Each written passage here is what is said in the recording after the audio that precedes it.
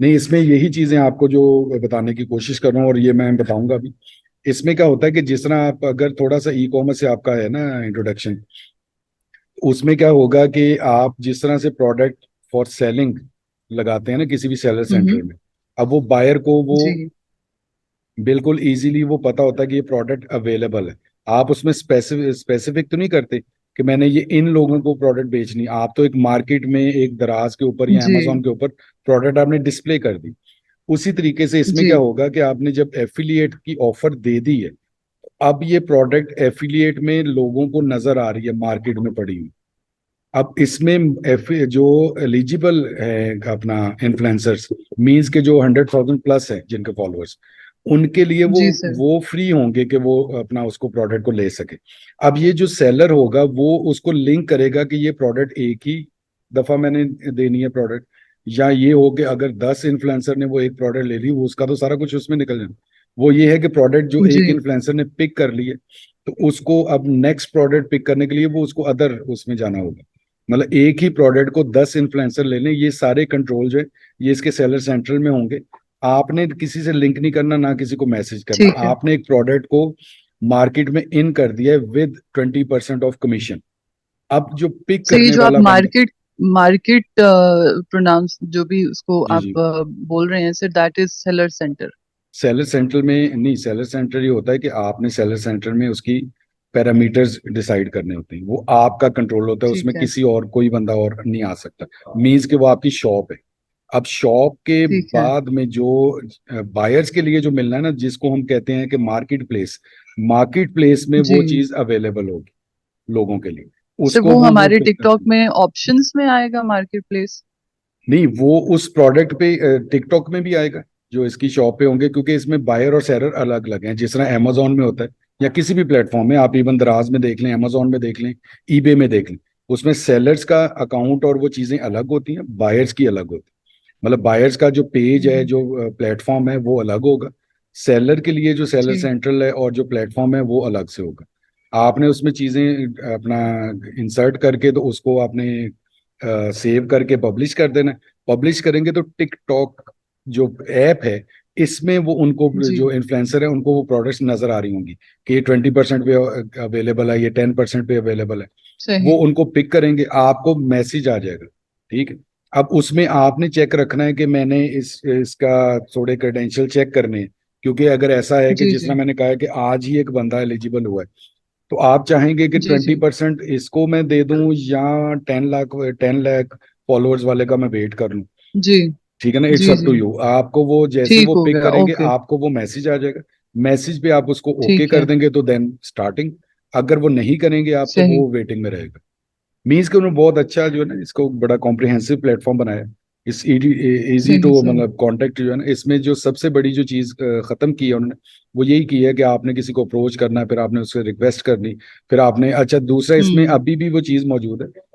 वो प्लेटफॉर्म का मसला नहीं है, वो डिपेंड करता है उस बंदे पे।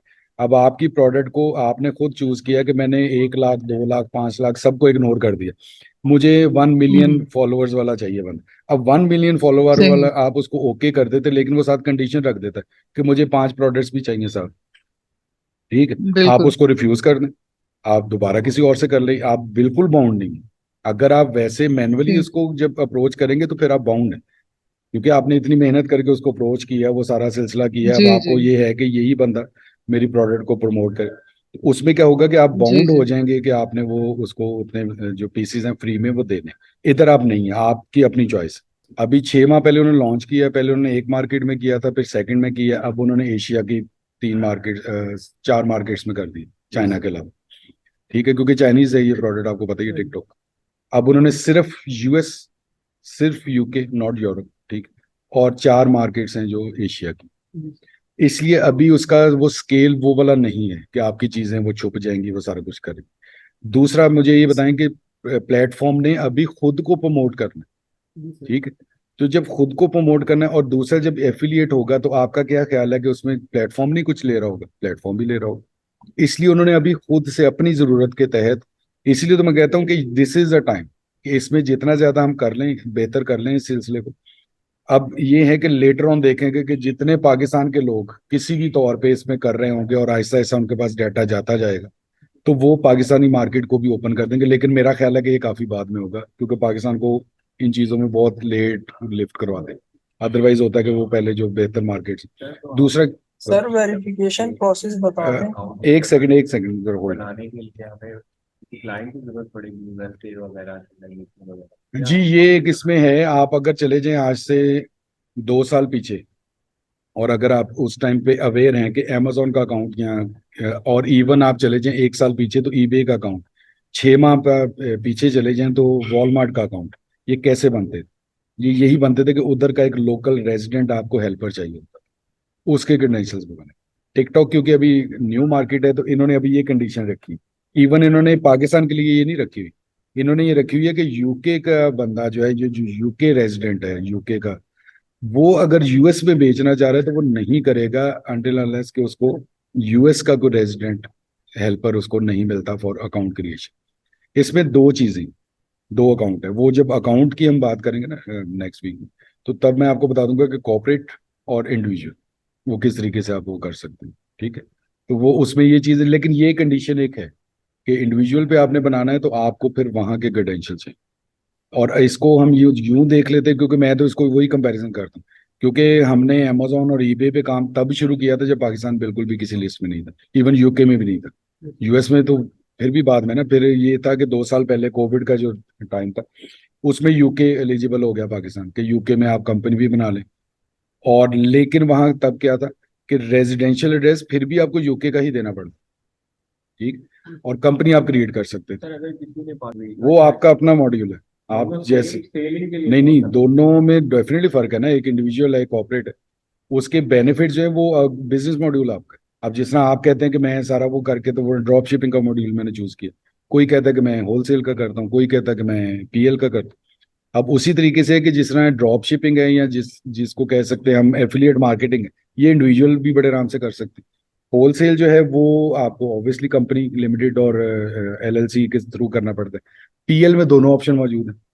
अप टू सम एक्सटेंट कह लें कि बिगिनिंग में आप विदाउट एलएलसी और इंडिविजुअल बेस पे कर सकते हैं, इंडिविजुअल बिजनेस अकाउंट में। लेकिन जैसे ही आप अब उस कंट्री की लिमिट को क्रॉस करते हैं, जिसमें यूके की है कि 80-85,000 पर एनम को क्रॉस करते हैं, तो फिर आपको रजिस्टर होना पड़ता है, आपके बिजनेस को भी रजिस्टर्ड होना होगा। इवन आप ब्रांड क्रिएट कर सकते हैं अपने नाम पे, यूके में, यूएस में, कहीं पे भी।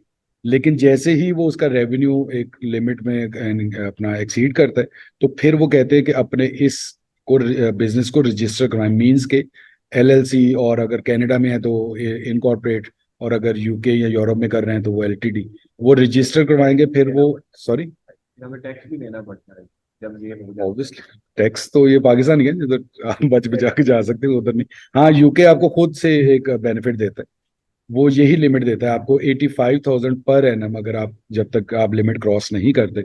अगर आप इवन आप रजिस्टर्ड एलटीडी भी हैं तो आप नॉन वेट आप कर सकते हैं, विदाउट वेट रजिस्ट्रेशन। ठीक है, अमेजोन भी आपको ऑप्शन देता है, क्योंकि वो लोकल गवर्नमेंट का रूल है। अमेजोन हमेशा चलता है लोकल गवर्नमेंट के रूल्स।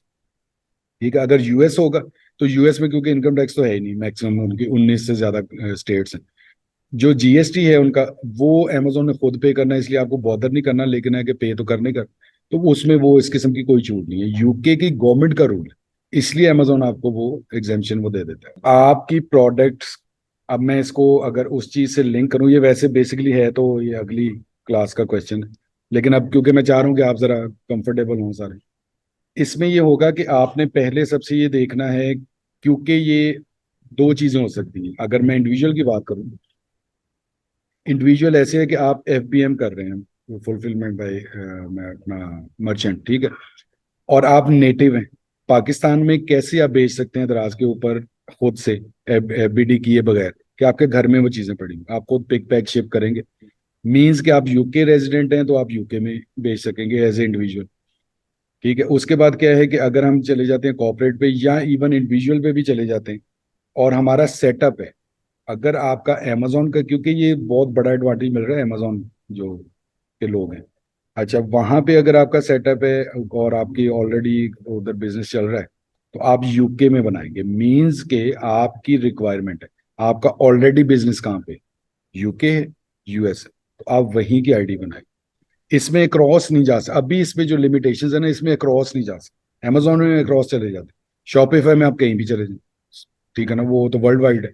उसके बाद आ जाता है ईबे, ईबे भी आपको दोनों जगह पे मिल जाता है, वॉलमार्ट भी दोनों जगह पे लिंक कर सकते हैं आप अकाउंट्स को, वो एक नेक्स्ट फेज होता है। इसमें अभी वो चीज नहीं है। इवन मैंने इसको जो डिटेल देखा है ना, कि यूके बेस्ड अकाउंट आपका अगर क्रिएट हुआ है तो आप उसको लिंक कर दें यूएसए के साथ, अब फिल वक्त ये मौजूद नहीं है, लेटर ऑन करेंगे डेफिनेट, क्योंकि इन्होंने ग्रो करना। अब ग्रो करने में अगर हम अभी उस मुश्किलात में वो चीजें बना लेते हैं, तो ग्रो जब ये करेंगे तो उस टाइम कितनी ऑप्शंस हमें मिल जाएंगी, वो तो आप बिल्कुल भी अंदाजा भी नहीं है इस चीज का। एक सेकंड, हो गया कि मतलब जहां पे आपका ऑलरेडी बिजनेस सेटअप है ना, वो बेशक आप पाकिस्तान से बैठ के करें, तो आप उस मार्केट को प्रेफर करेंगे।